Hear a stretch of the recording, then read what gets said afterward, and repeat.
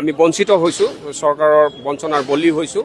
কাৰণ বিগত ৩০-৩৫ বছৰ কাল ৰাইজে গঢ় দিয়া শিক্ষানুষ্ঠানৰ দায়িত্ব বহন কৰিবলৈ মই শিক্ষক হিচাপে সেৱা আগবঢ়াই আছিলোঁ। কিন্তু ২০১৭-১৮ চনত আইন আনি পেলাই প্ৰাদেশিকৰণৰ নামত ভেকু ভাওনা কৰিলে চৰকাৰে। ২১ চনৰ ৫ ফেব্ৰুৱাৰী তাৰিখে আমাক টিউটৰ হিচাপে নিযুক্তি দিলে, য'ত নেকি আমাৰ শিক্ষকসকলৰ সম্পূৰ্ণ পেছাগত যিখিনি নথি লাগে বা চাৰ্টিফিকেট লাগে, প্ৰফেচনেল কোৱালিফিকেশ্যন থকাৰ পিছতো তৎসত্ত্বেও শিক্ষকসকলক কিন্তু টিউটৰ হিচাপে নিযুক্তি দিলে। এইফালে আপোনাৰ ২০-২৫ বছৰ ধৰি যি সেৱা আগবঢ়াই আছিলে শিক্ষা জগতখনত, সেই যিটো আপোনাৰ অভিজ্ঞতাৰ ওপৰত কোনো ধৰণৰ গুৰুত্ব দিয়া নহ'ল। আইনখনে শেষত গৈ কেন্দ্ৰীয় আইনৰ এটা মানে দোহাই দিলে যে টেট লাগিব বুলি এই আপোনাৰ ২৫ চনত কৈছে।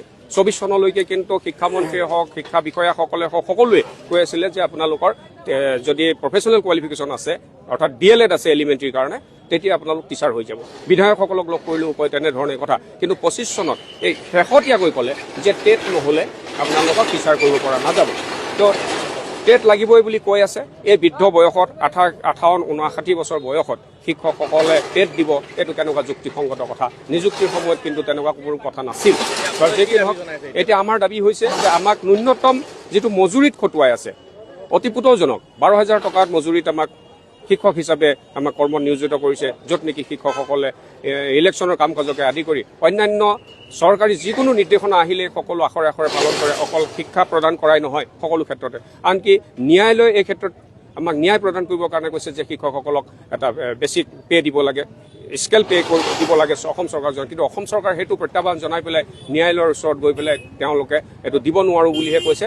বৰঞ্চ আমাক আলোচনা কৰি শেহতীয়াকৈ ১ অক্টোবৰ তাৰিখেও শিক্ষামন্ত্ৰীগৰাকীয়ে মিনিমাম ২৫,০০০ টকা আপোনালোকৰ চেলাৰী বৃদ্ধি কৰা হৈছে বুলি কোৱাৰ পিছত পৰহি দিনা যিখন বিধেয়ক আনিলে বিধানসভালৈ, সেইখনত মাত্ৰ ১২,০০০ টকা আগৰ দৰেই থাকিলে, মাত্ৰ তাত 6% এটা সংযোগ কৰা হ'ল, সেইটো ইনক্ৰিমেণ্ট হিচাপে। 6% বৃদ্ধি কৰা মানে ৭২০ টকা।